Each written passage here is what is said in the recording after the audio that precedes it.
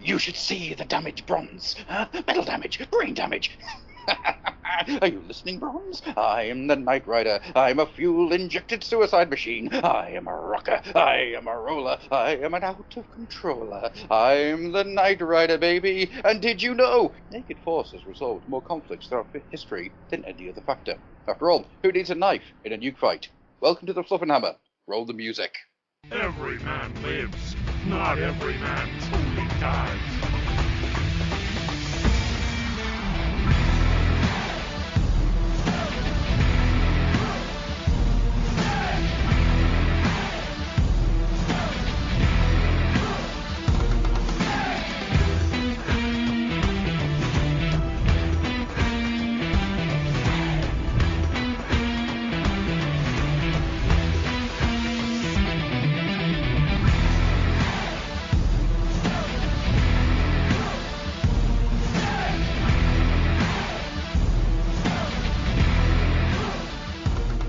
Hello, ladies and gentlemen, and good evening, my little chickadees. As always, I am Adam, here to hold you by the hand as we dance merrily through the darkened fields of the Fluffenhammer, letting rip the conversation that you really didn't want to have flowing into your ears during this travel to work, or whatever. What are you doing? Don't answer me, that'd be weird. Normally, at this point, I ask a little question when I have a guest on. And the question is, who are you and what are you doing here? But this time round, it is my absolute pleasure to introduce a man who has cost me more money over the years when it comes to a certain rat-based form than I will ever know what to do with. Hello there, Mr. Andy Chambers. Hello there. Hello, my children. How are you doing this evening, fella?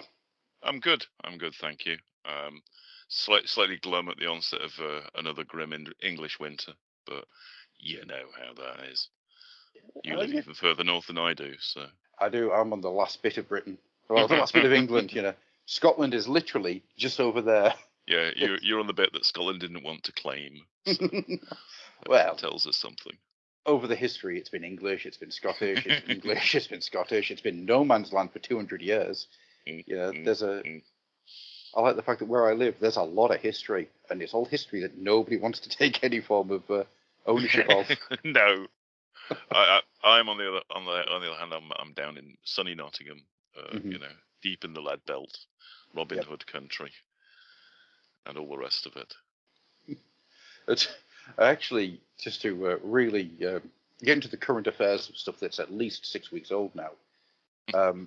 My wife told me, you know, when the Sycamore Gap thing happened, my wife said, they've cut down the Robin Hood tree. I was thinking, how? That thing's bloody massive! What the hell did they use? Semtex? And then I realised that she meant the one from the film. A moment That's right. It's really infamous because it was in Prince of Thieves, wasn't it? It was, yeah. Oh, well. A film that everyone does their best to try and forget about almost entirely, apart from a wonderful Sheriff of Nottingham. Well, if you ever get the chance, have a look at what was cut out of that film that Alan Rickman did, because I've never seen that. Oh, it's a darker film. It's a it's a much darker film. I absolutely love a good scenery chewing villain. I've got a huge weakness for them, if you couldn't tell already. What was it? Most recently, we watched Street Fighter. You know, the old one. Kylie Minogue. Yep. Jean-Paul Van Damme. But more importantly, far more importantly than anything, like towering over the entire movie like a colossus, Israel Julia playing General Bison, and he just absolutely destroys that film. He absolutely owns it, and it's just an incoherent mess. The film itself is awful, just terrible. But he is just so brilliant in it that he just elevates the entire affair. It's marvelous to watch. Many years ago, I used to produce a podcast called Quick Change the Channel, named after the Zangief scene where he sees the truck full of bombs coming down the road. Quick, change the channel! Yes. And the idea of that series, and this is like 2009. So we're kicking off the way before a lot of the sort of the big guys got in with their terrible movie podcasts. But the idea You were there first, right? I think you we were there pioneer. about fourth. I think we were there about fourth. Uh-huh. But the idea was we were only going to watch films that had the tagline "It's shit, it's brilliant." Which, when you get to about 20 of them, you realise there aren't as many as you might think. Movies, I think, are fascinating in a way because they're a moment in time as much as anything. Not just in the sense of like how and when they were made, but sort of when you see them, when you first come to them. Yeah.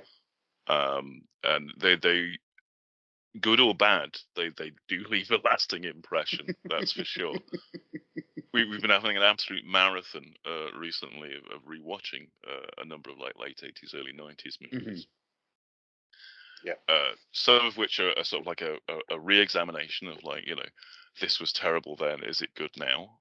Or this was terribly good or goodly terrible back then. What is it like now? And it's been awesome. They've really held up. This is why we're watching Street Fighter. Because we also watched, we watched the new Mortal Kombat. That's kind of what set it all off. Right. I still The new haven't seen Mortal that. Kombat. Oh, the new one's quite good. I quite enjoyed it. It's not a patch on the old one in its own way, because, Carrie, if you don't have Carrie it hasn't wandering got around. Christophe Lambert playing Raiden in a very unlikely fashion and so forth. Oh, yes, the Japanese thunder god Raiden. I am Raiden. Yeah.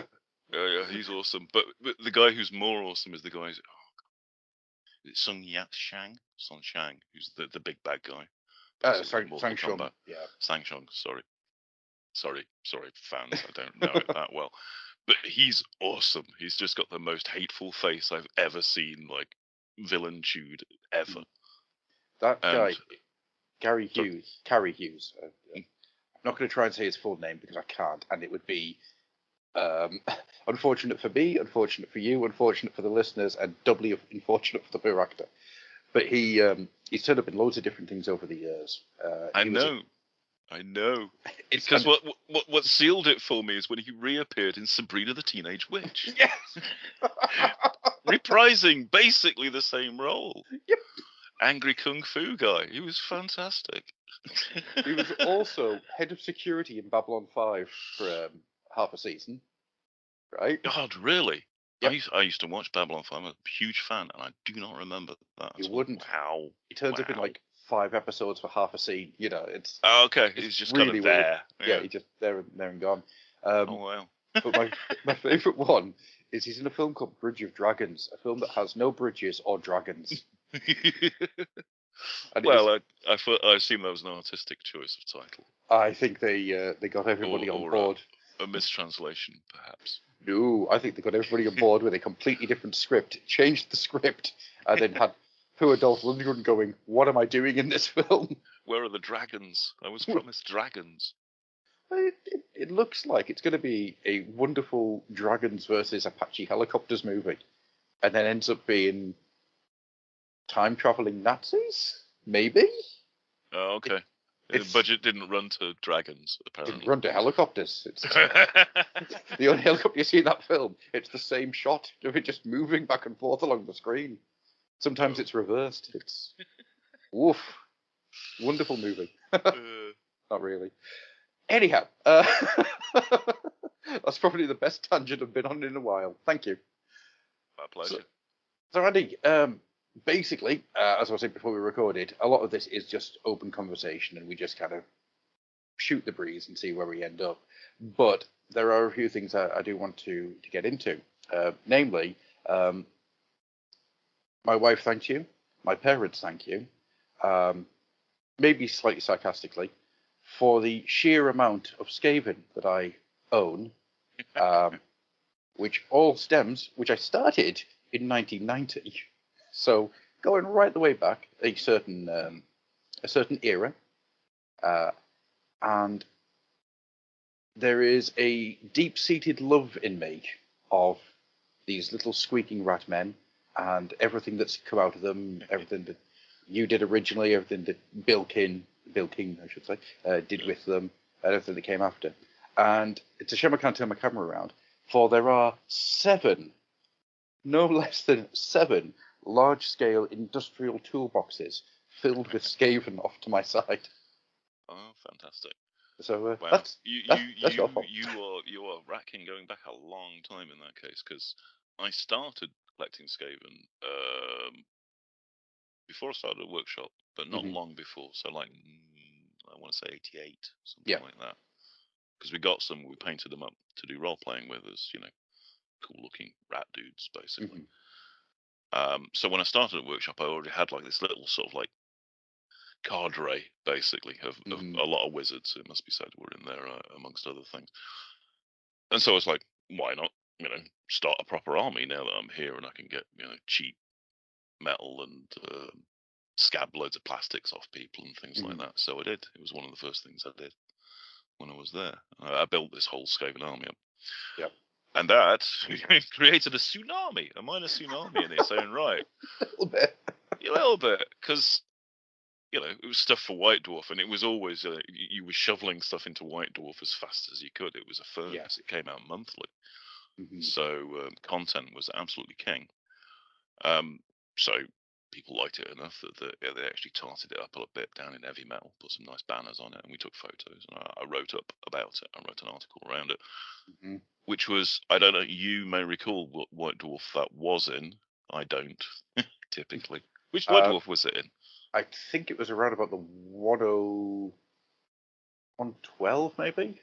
Nah, it would have to be later than that. My very first White Dwarf publication was in 127.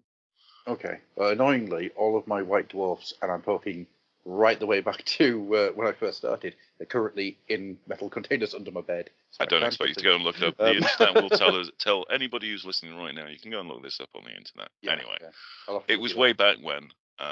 Actually, in fairness, it may have been earlier than I'm saying, because my memory is not entirely reliable these days either.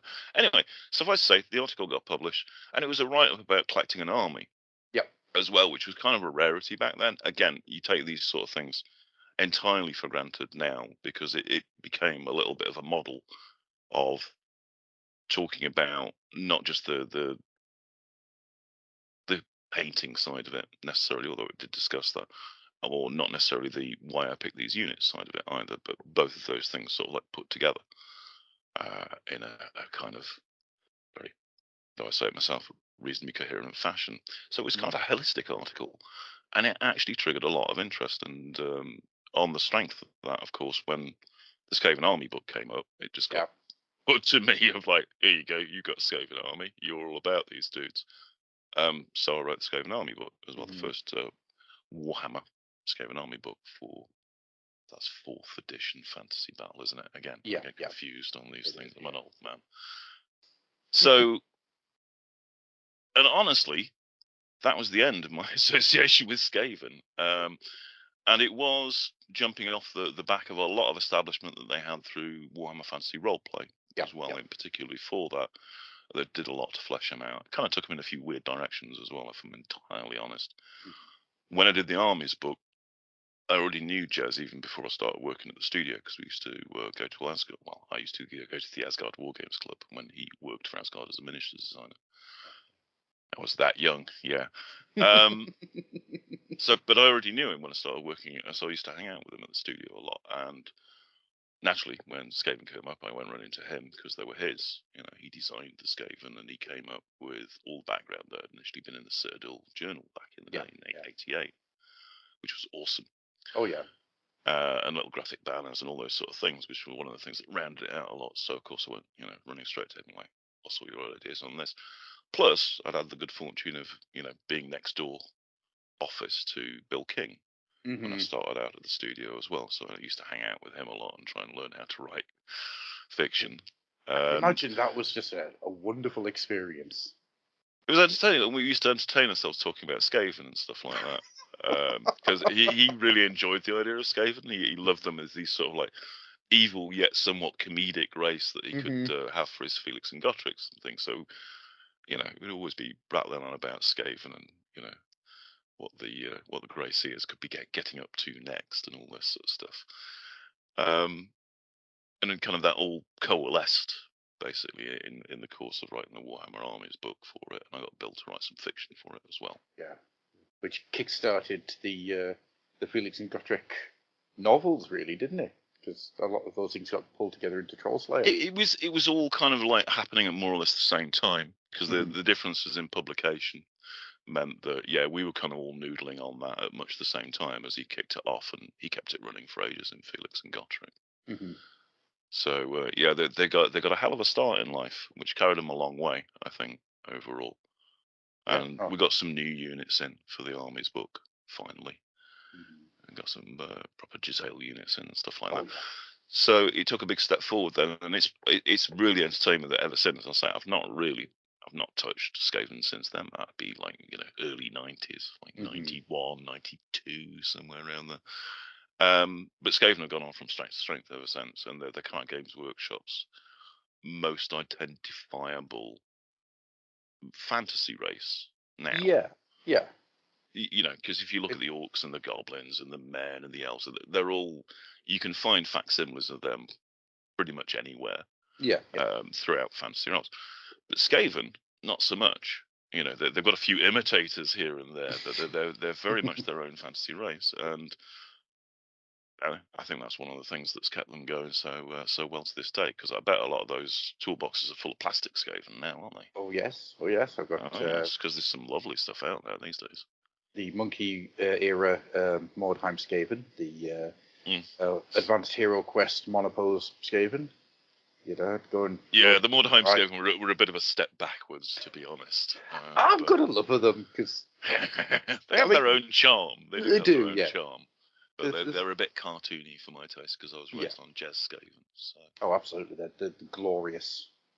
I mean, those sculpts still hold the OG, they really are. So everything, as far as I'm concerned, has to aspire to be at that level. It's funny hearing you say that because it's somewhere in the weird recesses of my brain. There's always a Skaven equals Andy Chambers, but as you say, you were only with them for a very short period of time in the Warhammer book. I gave the ball a hell of a kick, is what it comes down to. But as I say, several people have booted it down the field quite a long distance before that, and many others have moved it on since then. So, but yeah, it's that damn article, man. Seriously, that's what it does. It hits so many people, or at least a number of people that were reading White Dwarf magazine at the time, and just went, I want a fantasy army. I want a fantasy army like that one. Yeah. That it really picked up momentum. It's interesting how you get things like that. What kind of started me into getting into gaming and wargaming in general, really, was back in the day. My dad got me a military modelling magazine, and that would occasionally have the odd wargaming article in it. It's really like, that's kind of what sparked my interest in the whole thing. That it was just possible, What's funny is that my dad, when he was younger, he was into model trains. He loved, and still does, love model trains. So they had that entire making the sheds and everything. And he had a beautiful, great big table that he built. It only took me until maybe last year before. So I'm into my 40s now. So 30-something years after the fact, I went, oh God, no wonder I got into wargaming. Because I used to sit with him and that thing I've always had about terrain. Yeah, no wonder. My favourite thing is to be sitting there at 2 o'clock in the morning after work, just gluing things together. I made a house. Way. Or even back in the day when you just cut up a rhino and tried to make a steampunk snotling tank out of it because you think it's a good idea, and then realising it's because you've been in a enclosed room with plastic cement. That's oh yes. Rites of passage. This stuff burns. Why makes my head hurt. Why are my eyes so dilated? Yes. Things I'm not allowed to do anymore. Nothing like a little bit of poisoning. That's right, health and safety. Kids today just don't know they're born. There's nothing quite as good as just going to lick your finger and realise it's got polystyrene cement on it. Anyhow, but yeah, I mean, where else did you go after the Skaven? Because I got drawn into doing 40k stuff almost Yep. exclusively after that. Is what really happened. I was always a little bit on the lukewarm side with Warhammer anyway, just because it was fantasy and I wasn't. Yeah. I am into fantasy. Don't get me wrong. I'm desperately into fantasy, but I'm into sci-fi more. Yeah. Yeah. And that's always been the case. It was sort of a nipper. So while I liked fantasy, I loved 40k. I did a lot of work in the epic scale games, Space Marine First and Second Edition. And when it came time to do Second Edition 40k, I was just like well positioned as a bit of a nerd when it came to the rules in general and stuff like that. So it was like, there you go, put it together. And after that, pretty much it was either one or the other all the way through after that until I left in 2004. So I never really went back to fantasy after the Skaven, which was a bit of a shame. I always kind of missed the furry guys, but I am forever associated with them apparently anyway. So apart from Blood Bowl, that was my one sort of foray back actually when we started doing Blood Bowl. Because I ran a Skaven team, of course. Oh, that'd be the third ed Blood Bowl. Oh, beautiful, beautiful game with such eye-popping, wonderful art. So yes, it's one of those weird things where the years and numbers are not my forte at all. My brain struggles with numbers and whatnot. But if you show me like the Blood Bowl Death Zone artwork, I can just ream off so much information about that era and what was going on that time, because that stuff's just hardwired into my brain. I think primarily, I think it was fourth. When did the block dice come in? Was that fourth or was that third? Fourth. Yeah, that would have been fourth, I think. Yeah. It was the block dice thing coming in, and we were testing it in the studio, and we had a studio league, and it was really awesome. We had a whole series of different cups, and my cheaty Skaven won them all because they could. But it didn't take long before one of the gutter runners could basically get into the end zone in one turn. So it was kind of all over at that point, really. I can imagine that a group of people sitting in the studio playing Blood Bowl games was a very excited, very silly atmosphere. More so than when you were playing 40k or playing Fantasy Battle. Yeah, especially there. But passions were high, surprisingly high at times. Believe me, there was a lot of personal investment in those teams. Because we learned from that. That was the thing when we did Necromunda, or that whole idea of like having your gang, as it turned into a Necromunda, and advancing and all that sort of stuff. We learned so much from doing Blood Bowl about how that worked and how powerful it was actually as a draw to keep playing and get more games in and stuff like that. We kind of fully embodied it when we did first time around Necromunda. 96, I think it was. Yeah. The mid-90s. But the Necromunda, a game that I still play now. Not the current version, because that would be a sensible thing to do. Not going for Necromunda. It's all right. It's a decent game in of itself, but if me and my brother, we're together for a weekend or something, the old Necromunda's getting pulled out, and we're going to get those, frankly, terrifyingly old cardboard bits out, and it's going to just iron them a little bit. It's yeah. He is moving over here, but I'm not going to place him on that because I'm scared that's going to rip. So But that version of Necromunda, I was at Bring Out Your Lead this year. Oh yeah. And there's a big game called Hell's Reach that gets played, and that is using an adapted version of that Necromunda rule set. Oh yeah. Yeah, well, it is 40k second edition at the end of the day. Just with some of the unique heresy rules taken out and some pinning and light wounds rules put in. Yeah. So, but fundamentally, I think that's one of the appeals of it as well. Is it's just the same rule set you knew already. Yeah, but just applied slightly differently. Sort of. The rule set that's just engraved into your brain that you don't even think about anymore. And actually, it works on individual models kind of a bit better than it does as a unit game anyway. So it's quite a sweet spot for it overall. So I'm not surprised you still play it. It's It's definitely one of the finer moments, I think, for the second edition rules, because as a battle game, it was like, careful now, gonna hurt yourself. Yeah, but the one thing I do I've always missed. I mean, I took a good 10 years out of the hobby, in the sort of mid 2000s to about 2015 or so, maybe early 2000s.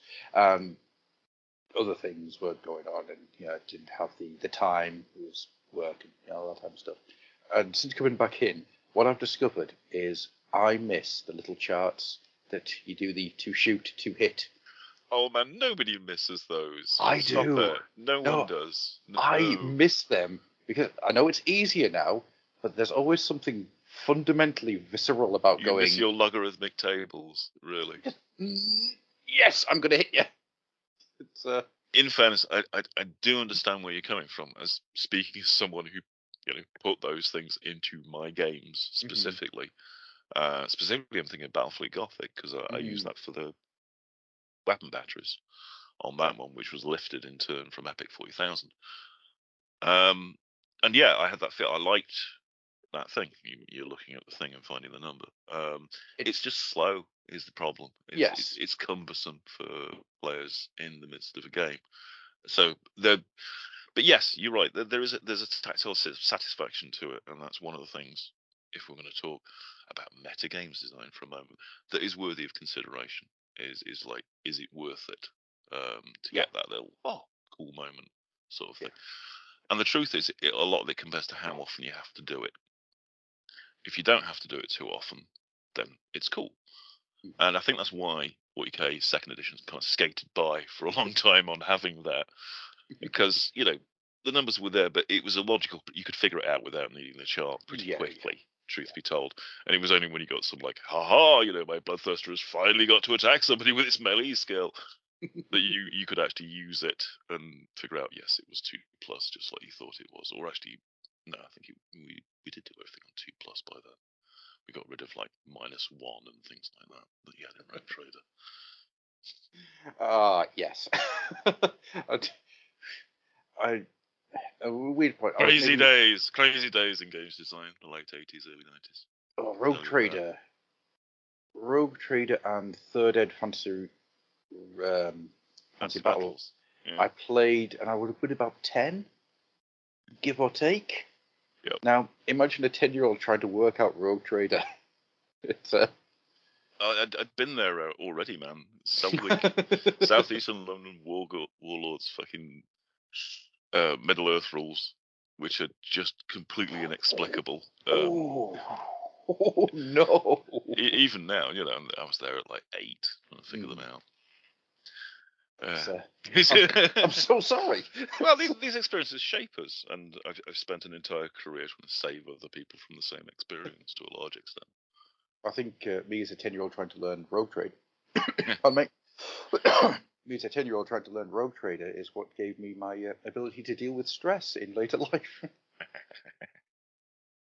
So it's not as bad as trying to work out if my giant grenade is going to go off or not.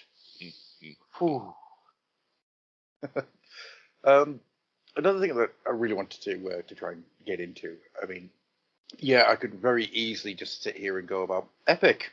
So also it's your fault about the amount of squats that I own. It's like not entirely, but I do have a hand in it. Yes. Yeah. You I think you wrote was it the Orc Warlord, Orc and Squat Warlord? Squat Warlords. Yeah. That was one of the supplements I did for second edition Space Marine. Because basically I did all of them barring Armies of the Imperium. Yeah. Once again, Rick's sort of like, you do the rest. It's like, okay, boss. So and I was kind of fond of squats really from doing Orc and Squat Warlords, because on Epic scale they were kind of cool. I liked him with the big dirigibles, and the gyrocopters made sense, and the land trains even. It all kind of worked together. Tabletop, not so much really when it came to 40k. No, the disconnect between them in Epic and them in 40k was. Yeah, well, we lacked the technology back then really for doing much in the way of large vehicles. So the few that did get done were Space Marines. With one slight wobble for the Imperial Guards to get them kicked off. But yeah, it certainly wasn't on the agenda to invest a lot of time and energy into them. I don't think.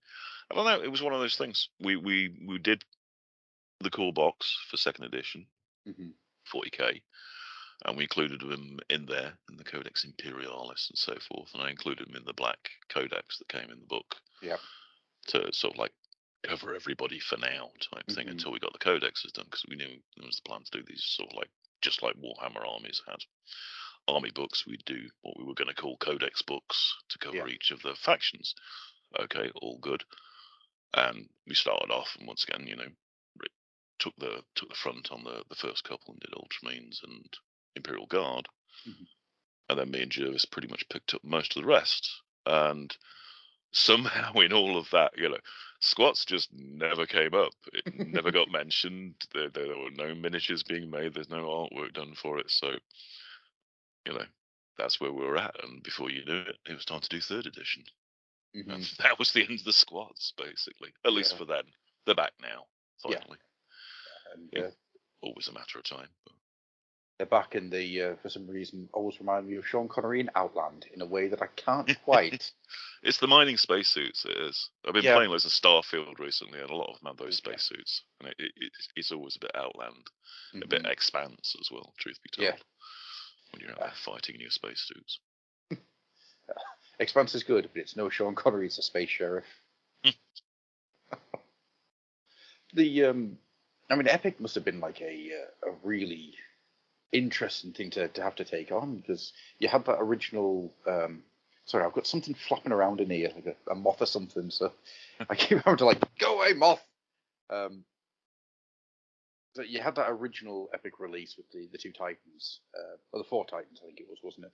And then it sort of comes back with Space Marine in a much bigger way. And it always felt like it was a game that was in search of an audience, if that makes sense. To an extent, yeah. I don't know. The world wasn't quite so locked on to 28mm miniatures back then as it is now. Yeah. They're not even 28mm anymore, but you know what I mean. I do. I think 32 is about the industry standard now. Yeah. But back then it was more like 20mm or 28 maybe, for big stuff. But again, and then a common historical scale was 15mm. And then another common historical scale, particularly for doing, lots of tanks, was 1/300 scale. Yeah. And that was about it. And it wasn't as utterly dominated as it is now by 32mm. Because as it turns out, and with Inquisitor, we did a bit of an experiment to see if 54mm would be good as well. No, as it turns out, not to that extent, as it were. Nice to collect a few of them, sort of thing, but not, for whatever reason, it's 32mm guys that are kind of in that sweet spot. That's kind of now, 30 years in, that's seen very much as a recognised standard. So you ask me a question like that of like game searching for an audience, is like, there was a pretty big audience that were into smaller scales at the time. Oh yeah, absolutely.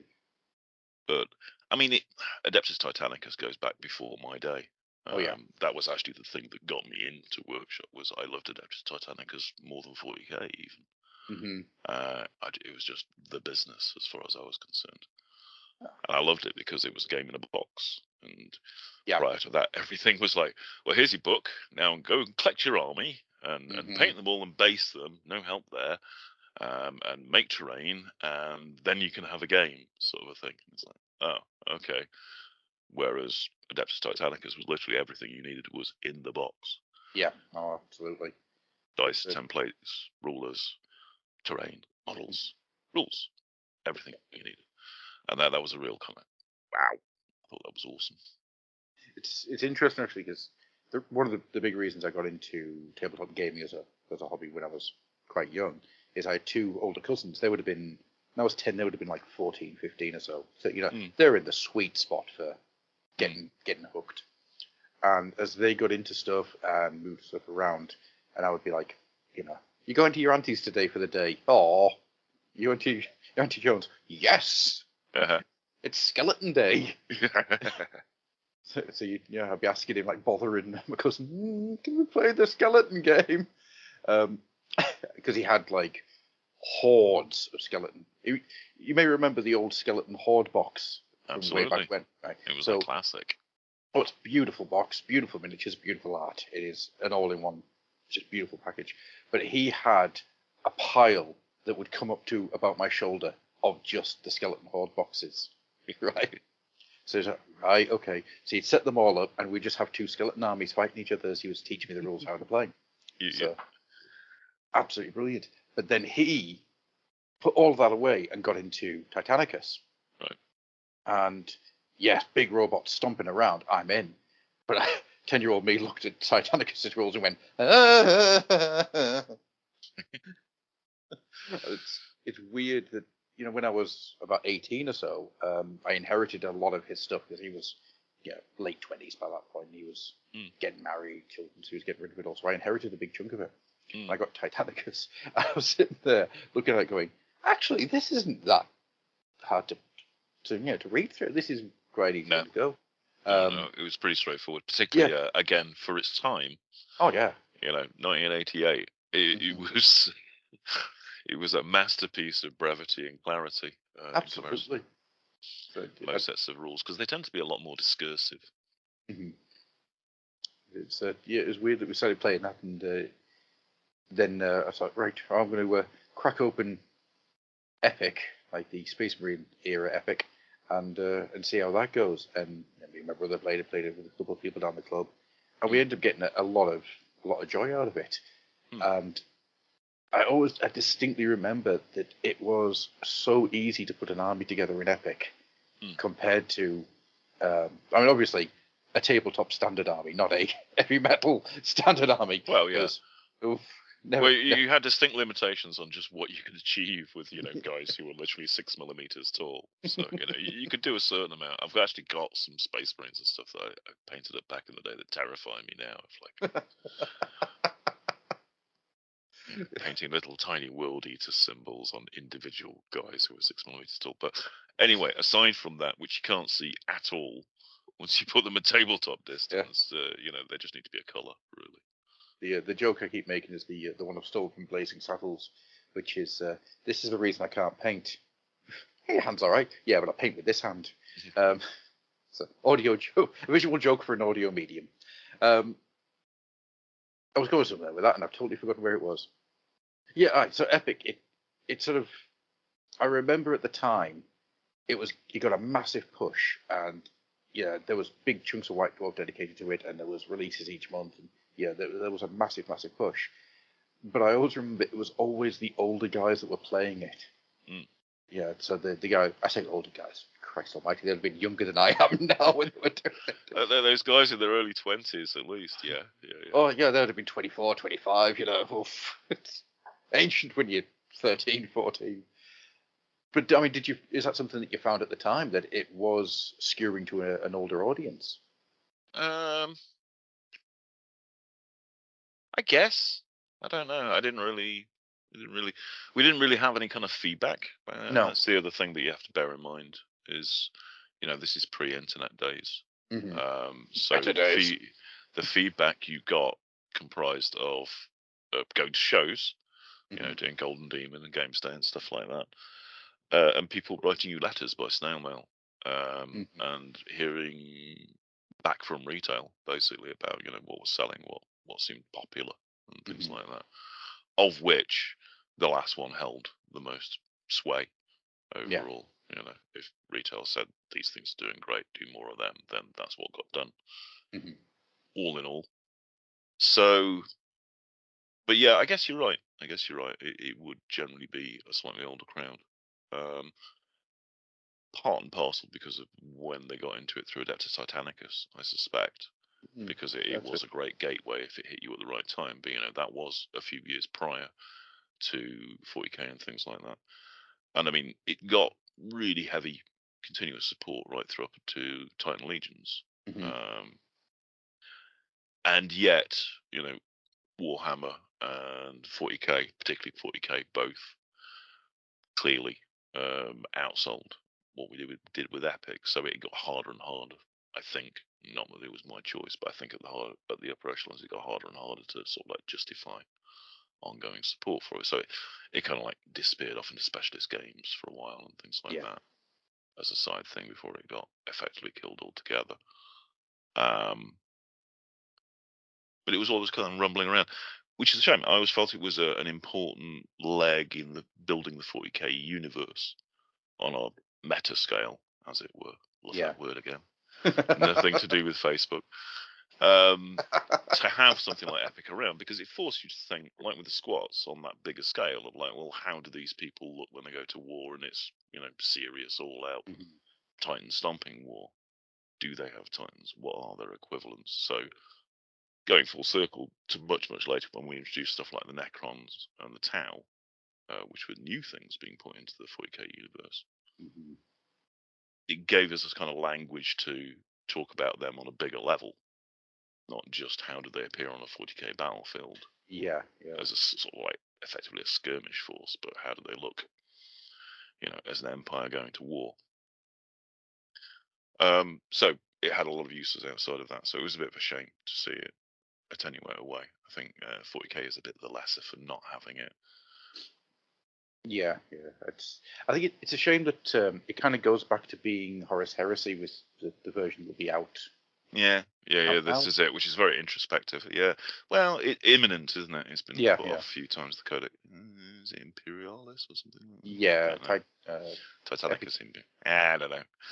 New Epic. Usisus, the new Epic, which I'm sure will be very good, and a somewhat different scale as well. Which is a bit of a shame, but understandable from a business point of view.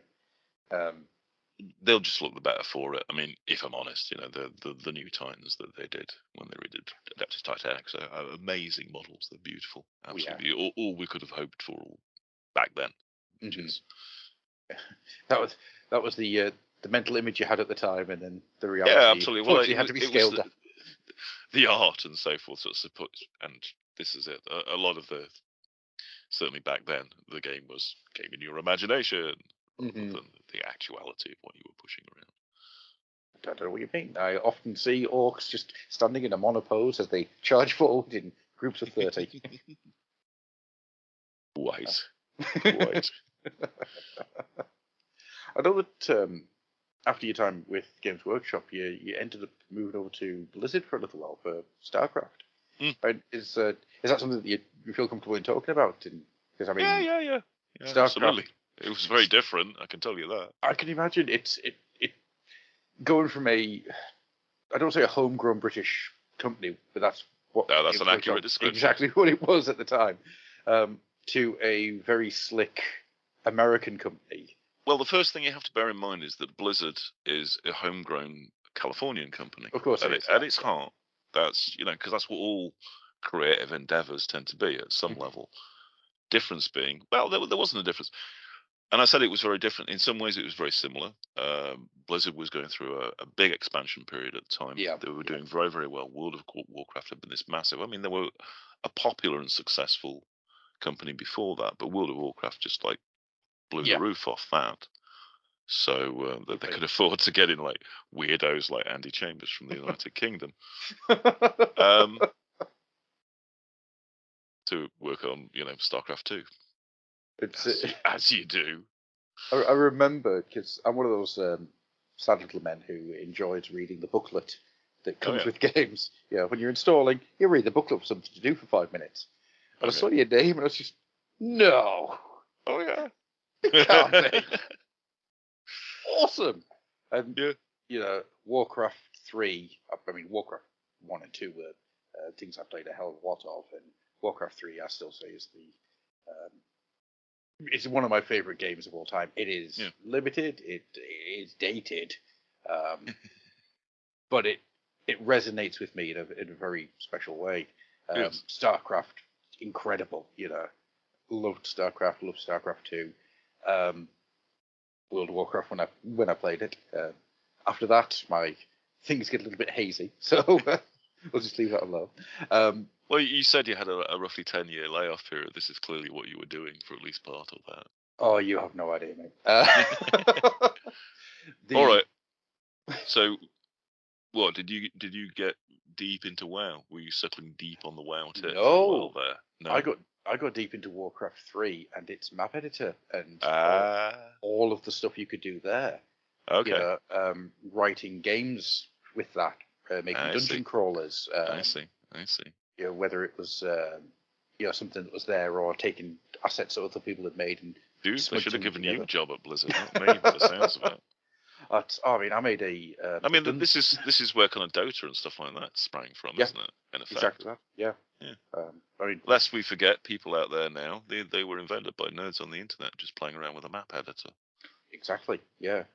League of Legends and all that type of stuff. It all comes down to what people would do with Warcraft 3's map editor. It's absolutely insane. Crazy, isn't it? It is actually when you come at it from the angle of the history of these things, which is something I get very passionate and very excitable about. Watching the internet history of this is something I like to archive because digital information is very difficult to keep over a long period of time. Yeah, it's slippery. It is slippery as hell. This is one of the reasons I do this sort of thing. I talk to people on internet that want to do podcasts or whatever because it'll be gone. It'll be gone at some point. I'll be gone, and no one will ever know. So we may as well talk about it now and get it out there for anybody who's interested, because then it remains in the Jungian consciousness rather than just as a somewhat slippery internet record that may or may not be kept. It's interesting. I'm going to go on a tangent here. I do apologise. There is a best way of putting it. Do you know about the Atomic Priesthood? No. Okay. The Atomic Priesthood is a group of guys who got together to make sure that everywhere that holds nuclear waste or depleted nuclear waste has symbols all around. Oh, yeah. No, I know the story. I know the story about symbols. To scare people away. Yeah. Yes. So they have to think about what will work on people in 1,000 years' time that don't read English. Exactly. Or aren't even people, for that matter. I, for one, look forward to our new cockroach overlords. Exactly. But at the core of that, there is the idea of it is spoken history and mythology, or mythologizing, is a big part of human nature. And it's something that we, as a species at the moment, are kind of in danger of losing, I feel. I definitely, it's interesting. I feel a little pushback going on, right? Because of exactly that. Because people feel like they're losing a grip on our consensual reality because it's being pushed on us, and we feel the need to kind of formulate our own more and more, which is one of the reasons that all the echo chambers and bubbles and things like that work so well. But within that, there is a general passion for truth, or at least legitimate information, as opposed to people just telling you stories of something they heard about once. So getting it from the source has value as well. Absolutely. And as the watering down of the truth happens when it goes from source to source to source to source, it has a tendency of mutating into something completely different. Yes. And one of the things that I've done throughout the last 14 years, 15 years of podcasts is whenever I'm talking to someone, the art of conversation is always more important to me than the question, because the art of conversation puts the whole story in place, whilst a singular question is going to be, as I was joking about before, in 1994 you wrote this in a rule. That's not me at all. I'm the guy that's going to deal with the poo jokes. And by having a conversation, you can conceptualize and make the environment for everything that you're talking about. And I think it's deeply important, and it's something that I'm deeply passionate about, because I do not want to lose that in this medium, this still quite new and in its toddler years medium that we've got. Oh yeah, it's a trip, isn't it? Absolutely. It's crazy. Yes. Where were we at? StarCraft. Somehow we went from StarCraft to the quest for the truth. Yeah, well, They're not so dissimilar at the end of Which the day. should have been a StarCraft expansion name, really, shouldn't Yeah, it? absolutely. So Call of the Void, the quest for the truth. Well, this is Jimmy. I'm looking for the quest for the truth. That was a terrible accent. I do apologise. So yeah, when you went over to Blizzard and everything, then yeah, some of the guys from Blizzard are people that I do sort of see as being like pinnacles of that early 2000s fantasy style. Say fantasy, I mean fantasy sci-fi, but they went from a very, very small area with Warcraft, Orcs and Humans. And before that, I mean, you've got Rock and Roll Racing and Lost Vikings. Somehow, between Warcraft 1 and Warcraft 3, they penetrated a market and almost made their own market. And I think they did that through quality, being assured of the quality that you were getting from Blizzard at the time. Yes. And making sure that what they put out was worthy of the name. Like, how did that feel as a company to get into? A difficult place to start out in, since they were already the guys who were there, the guys I was mainly dealing with, had been, with Blizzard for a decade at least. Yeah. And they had a number of successful titles under their belt. I, on the other hand, had nothing except, a load of paper and pen tabletop games, which some of them knew of, and liked a lot. That was one of the reasons I was there. Some of them didn't, or, tabletop gaming is like, that's the past, old man. This is the future now.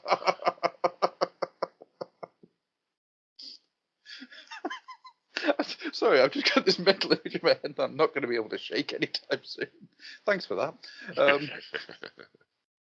But lovely guys. I mean, and there was a lot to learn, and they took me on board, and I tried to learn it as fast as I could. But yeah, too difficult for me, which is why I didn't stick with it in the end. Way too intense. A very different cycle. I was used to a monthly cyclic progress through the preceding 14 years from being Games Workshop, because no matter what game or codex or whatever we were working on at the time, there was always the beat of this month's White Dwarf. Well, it's next month's White Dwarf is what we'll be working on. Needed content always. Yeah. So to go from that environment to a place where games came every few years as a rule of thumb. So the tempo at first was really, really sort of just sort of kicking about, not really doing much, and then it got more and more and more and more intense as time went by, as you got closer and closer to release. And they were determined not to have some kind of death march crunch period, because they'd had that for StarCraft before, and World of Warcraft. Just everything ever had this massive death march attached to it. And they're like, no, we won't do this. We won't have a crunch on StarCraft 2. What we're going to do is we're going to do pre-crunch. By doing our crunch early, there'll be less crunch later on. So I was there working till 11 o'clock at night, which was an experience in and of itself, I must say, for me. Couldn't hack it, ultimately, which is a shame. But yeah, not a great thing for me. A great learning experience, and I met some wonderful people that I was there. I'm still friends with. And it did in turn lead on to being able to do other stuff in digital, just in a less sort of in the front line kind of a role than it took being I can imagine. Writer and creative director on StarCraft 2. Bit much to hope for to make that jump, really, in retrospect, but there you go. I will say that I know that there's a lot of people, especially in the crowd that listen to these shows, who classify StarCraft 2 as being the pinnacle of RTSs. So take from that.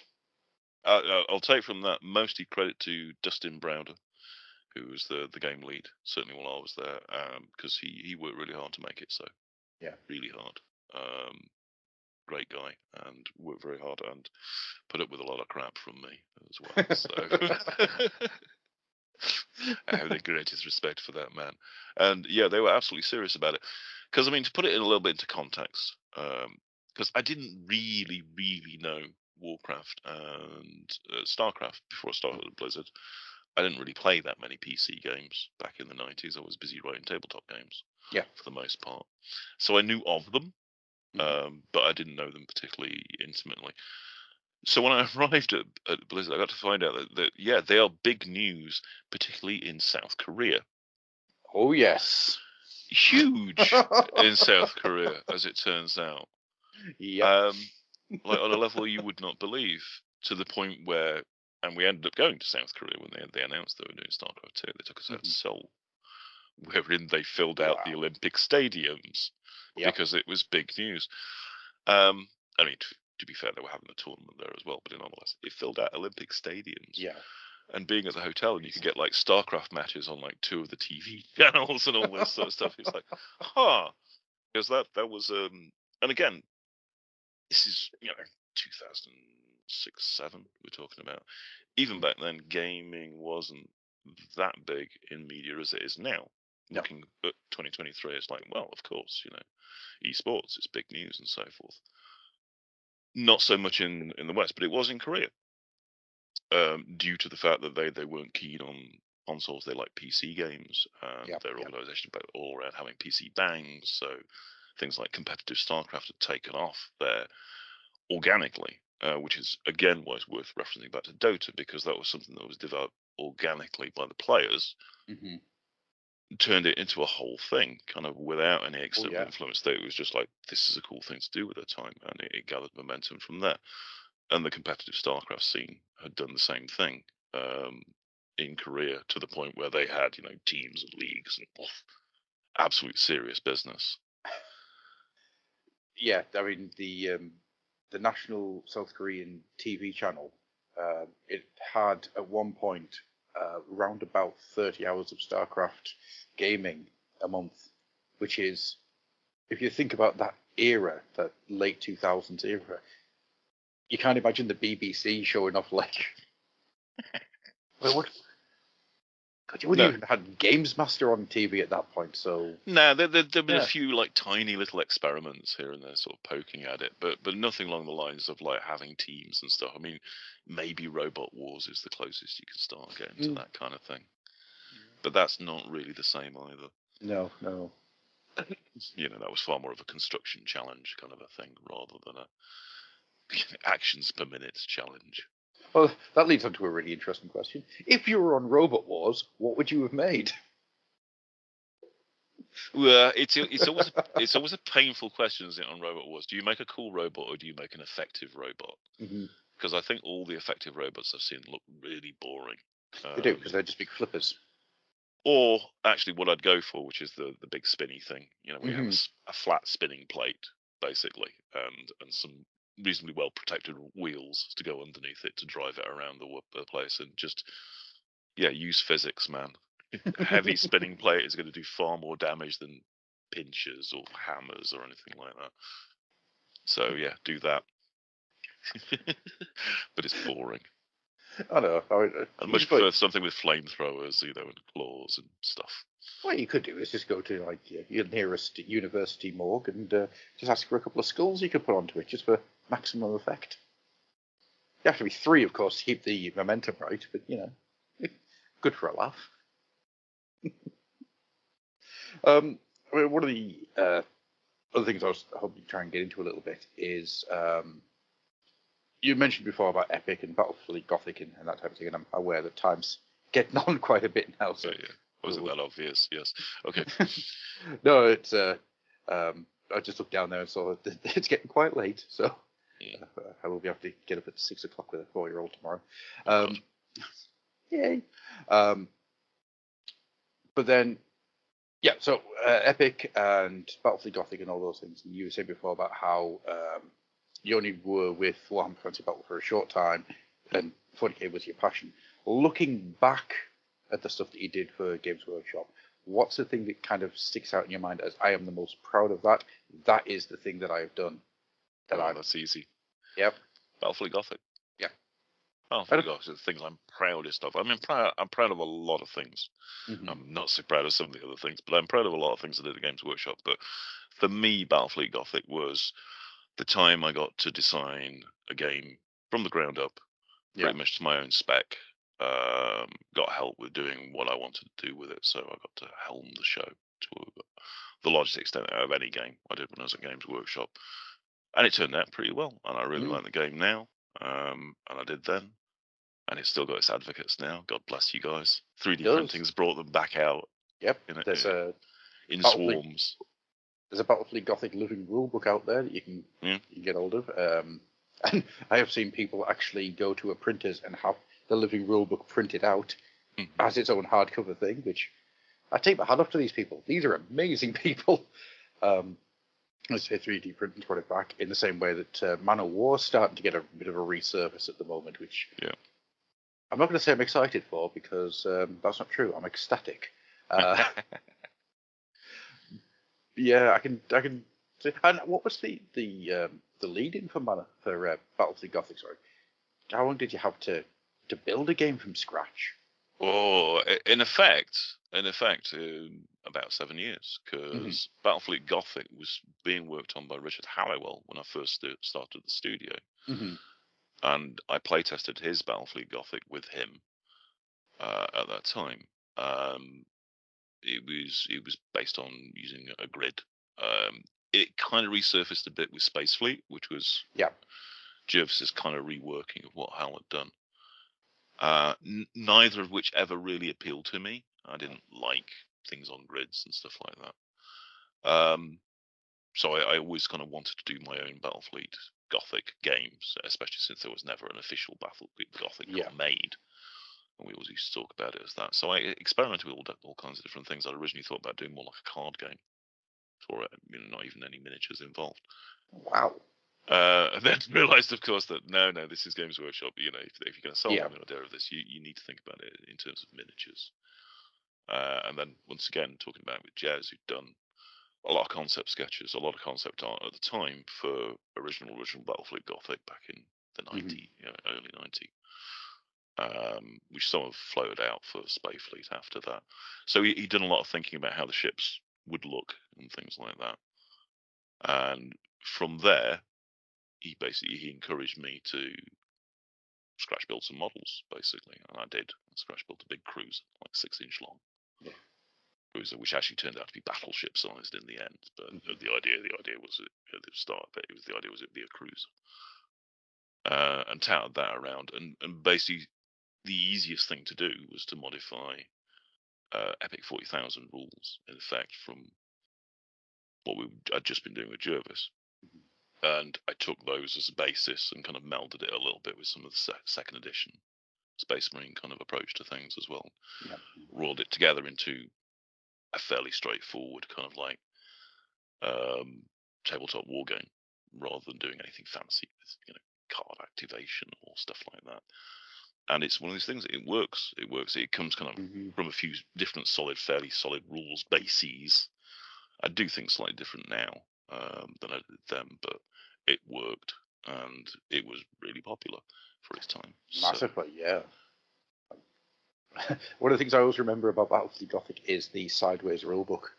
Yes. And it just looking at that and taking a couple of seconds to go, this is different. It was that realization that we had these long, thin ships. Right? Yeah. And we knew we were going to bound to want to do loads of illustrations of them from the side, and that was kind of part of the shtick as well. Is like to do a presentational style that was a bit like, Jane's book of fighting ships and stuff like that. So we knew there'd be a necessity of showing a lot of images like that side on. So it was like, well, why not do the whole book side on, like long edgeways, and also so it will lie open more easily on a tabletop. So. And it does make it distinctive. Massively so. It's very much synonymous with the game itself. The fact that it has that completely different style of rulebook that's, as far as I'm aware, has never been replicated since. Yeah, that's interesting. It's not particularly harder to get things printed up that way. It's just unconventional. The worst thing about them, I've got one on my shelf now, is that it doesn't sit on your bookshelf very well with all your other books. That's the one downside to it. But it does sit lovely in the box. Then you keep the box nice and pristine. And that again, Battlefleet Gothic rulebook deserves a word of praise here because it had an excellent round of illustration for it. You know, with Wayne Yeah. England and the rest of the guys. Did some Yeah. great stuff. So it really carried it. Marvelous stuff. It's funny that you mentioned Wayne England. That to put some context to it, I failed GCSE art way back when because my art teacher told me that I was not a very good artist and I drew things that were different to what they wanted. Right. So as a result, I didn't get back into drawing until well into my 20s.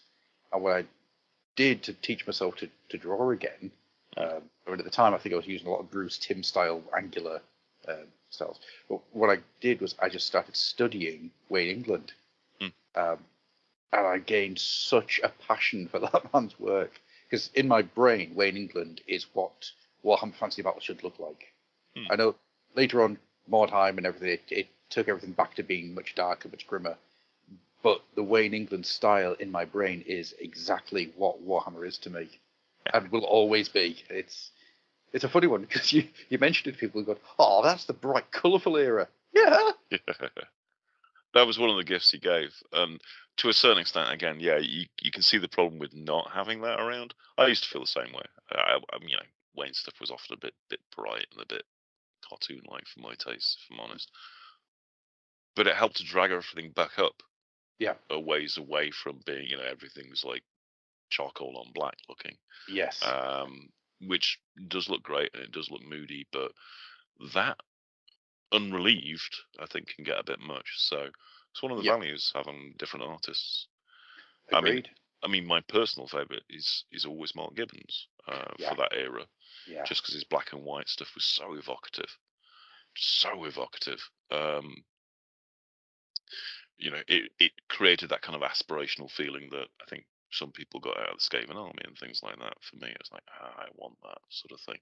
Yeah. So it had a tremendous amount of power to it. But yes, Wayne stuff was vital too. Definitely, all of the artists were vital. You're all special guys. Don't think I don't think about you all. Well, I mean, I've got art books down here. Yeah, Jess's art book. I've got Ian Miller, a lot of Ian Miller, to be honest with you. I think I've got a problem. You've got Rat Spike down there, which is pride of place for me. You know, it's the art to me is all. This is going to sound really horrible considering who I'm talking to, but the art to me is. It's okay. You can say it. The art to me is probably the thing that drags me in first. It is. It is. It absolutely 100% is. And yeah, we always knew this. It is. Its first point of contact is seeing art and going like, "Wow, that looks cool. I want to know more." So yeah, there's no shame in saying that. It's absolutely the value of the artist. It's funny you talk to an artist because you know, as a writer, I'm jealous of that. Literally jealous. An artist can come out, he can show you his picture, and you're like, "Wow, I am interested straight away." I can give you a page of text, and you can read that page of text if you want to, and then you might be interested in what it's about by the time you get to the end of it. There's a distinct lack of immediacy to it. But you talk to an artist, like I talked to Mark about this. He says, "Yeah, but with his art, that's it. That's all he has, that initial image, and unless he goes away and makes another piece of art, and then another piece of art, and another piece of art, and then he's making a comic book or an art book or what have you. That's what he gets. He doesn't get to do that page-long exploration of it in the same way. And he's jealous of me because I get to do that. I'm jealous of him because he gets to have that initial impact." That's fascinating, isn't it? I know. The eternal that's dissatisfaction of creatives in action for you right there. We should get musicians in on it as well, because they probably feel the same way on some level. I do have the email address for the lead singer of Wraith somewhere, so we can get all it. You'd be like, "Yeah, but I can't make people visualize like I want to." And so on and so on. Just get everyone to be together and make a big concept album for YouTube. It's been tried. Probably not well. Yeah. No, I'm going to leave that one alone because that's going to open up a rabbit hole that we'll be here for another half hour talking about. It's one of those interesting things to me that art's the thing that pulls you in, the writing is the thing that keeps you there, and it is very much the truth. And yeah, I remember, being 14, 15 years old and just pouring through codexes, army books, anything that I'd inherited. And it's always weird to me that at that age, I mean, these days, oh God, reading is one of those things where you have to well, I'm going to block out an hour here and maybe an hour there, and that's about as much as I'm going to get this week. And I'm kind of jealous of younger me who was able to just sit until 2, 3 in the morning, just pouring through these different books and, just absorbing it all into this little, not fully formed yet brain. Probably a reason I did so badly in my GCSEs. Anyhow, but it's an important thing, I think, to remember that one needs the other in order to work, to survive. If one is stronger than the other, or one is weaker than the other, heaven forbid, then you get a tilt in the seesaw, and the whole you can't get that same reaction from. There's words in there that would have said that much more succinctly, but it's getting late. It's late. We can't expect you to be too succinct right now. We always say it was a 3-leg process. Yeah, and that it was words, art, miniatures. Yes. Because the 3D rendition of something is not the same as art, and that's one of the things you have to appreciate about the miniature designers' skill. Been playing this a lot recently. I've been working on a new game called Thirdfold. For an entirely new company. The guy set it up. It's his retirement, basically. God bless him. He's always aspired to create a tabletop game with injection molded plastic miniatures. Cool. So we're doing effectively the whole thing from the ground up. Writing a set of rules, coming up with background, coming up with miniatures. He is, populating his factory with ever increasingly large and dangerous looking machinery, and learning how to use it. Yeah, quite. So we're going through this process though of having to look at concept art. Mm-hmm. The guy we got concepting. That'll make a cool miniature, and then render it through into being a 3D miniature of a certain scale. And there's a lot more to it than you think. And I say that as being someone I've been around it all my life, of people creating miniatures, miniature designers. Spent a lot of time with Jez Goodwin, a lot of time with him, learning the fundamentals of how it all works. And it's still like a magic trick. Actually following it through to make a cool looking miniature at the end of it. So do not underestimate how much goes into every miniature you see, because it's they are little gems, little works of art, and it's not the same as a 2D piece of art. No. There's a lot of pre-work you have to do, isn't there, before you can even begin the idea. You can fake and hide so much in a piece of art that suddenly it's like, but where does his hand go when you're turning it into a 3D model and all this sort of stuff? Like, how does he fit that back there and all that sort of stuff, or she, or it? So yeah, it's been fascinating and slightly at times painful process, but so what is life without challenge? What is life without pain? Yes. It's a good pain. So what's the do you have a release date or anything? It's an ongoing thing. We're looking at a sort of Christmas-ish, maybe January, maybe. It depends on how fast things go with getting machines to work and tooling done and all that sort of stuff. We're still learning that as we go. Should be a Kickstarter at some point. If you're interested at all, and the pitch for it is it's an anime-styled giant armored suit fighting game. Mm-hmm. They're kind of dreadnought-sized-ish, bit bigger as a rule. And it's called Xeogenesis. It's the actual battle game part of it. And you can sign up for the rules at xeogenesis.com. We're doing playtest rules at the moment. Cool. And the owner of Best Hobby swears to me that we will have our Discord channel working this week. And then you can get hold of me personally and annoy me about the rules that I've written up and you can't understand. If there's one thing about Discord that I've learned, it's you need to have a certain dedicated person to run Discord for you.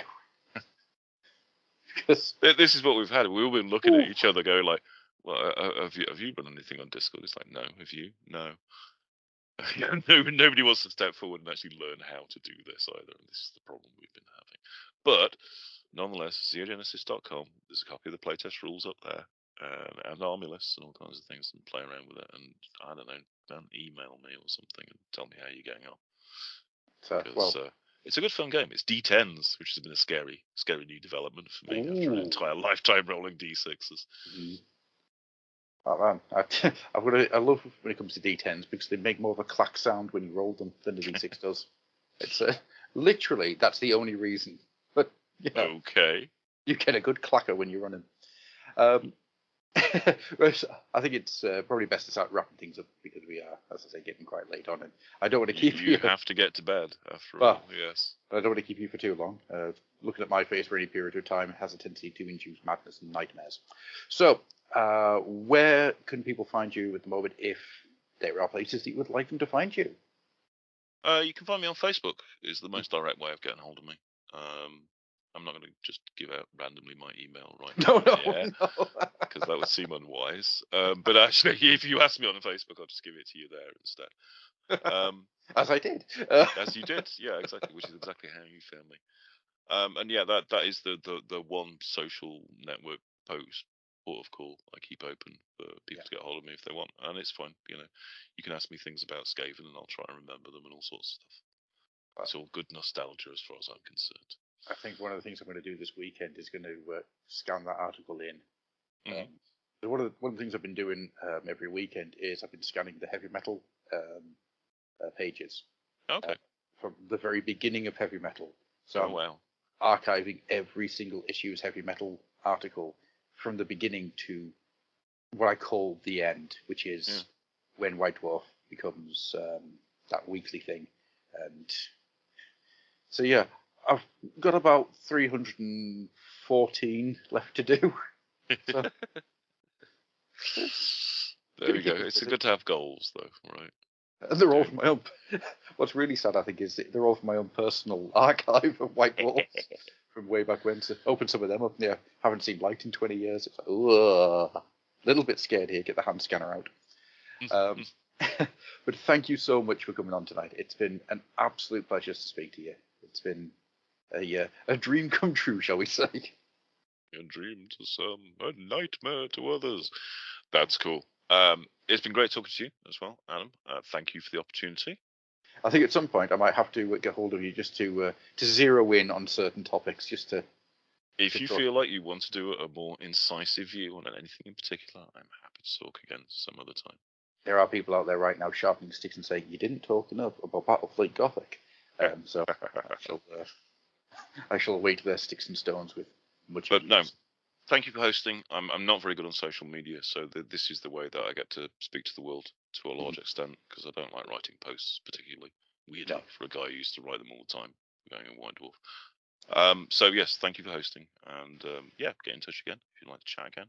No problem at all. Excellent stuff. Thank you very much to you guys at home, if indeed you are still there. Good night.